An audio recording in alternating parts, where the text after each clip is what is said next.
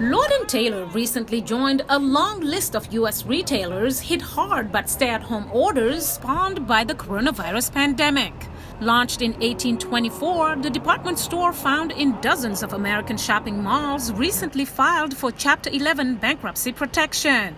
And it arguably was the straw that broke the camel's back.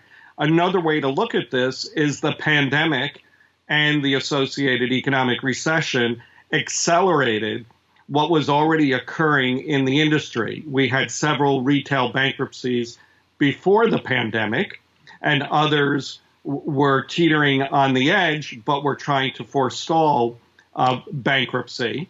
Months of shutdown in response to the pandemic caused merchandise sales from brick-and-mortar stores to fall precipitously. But Brian Marks says this could present an opportunity for these large operations to transform. If we look at the major ones of JCPenney, J.Crew, Neiman Marcus, Brooks Brothers, and Lord & Taylor, these are all very strategic moves for this industry to right-size and transform its cost structure. All these operations had significant debt and significant lease liability on the real estate side, except for Lord & Taylor.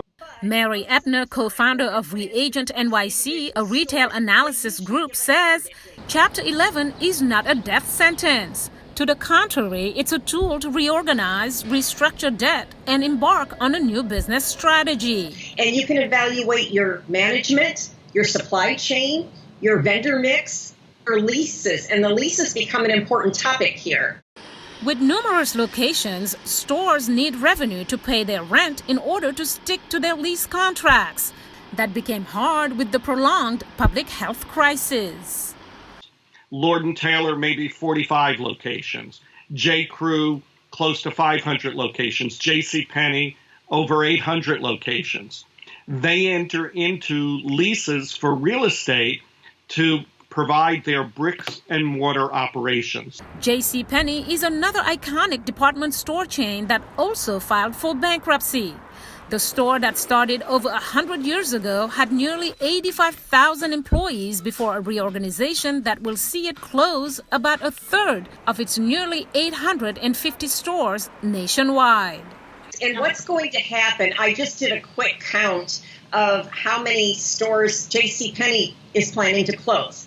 I believe it's something like almost 160 stores.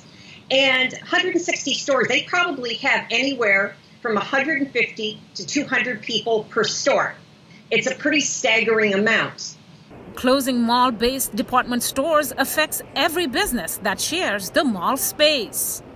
And it causes a ripple effect throughout the mall because insofar as customers are still shopping JCPenney, they're coming there and then they're possibly going to a Gap, a Victoria's Secret, a Bath & Body Works, or whatever. So it really hurts. And think about it, if you have a JCPenney and a Lord & Taylor in a mall and they're both closing, it can be pretty shocking and devastating.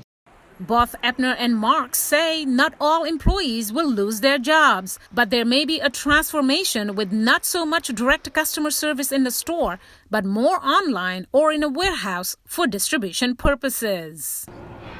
Mariama Diallo, VOA News, Washington.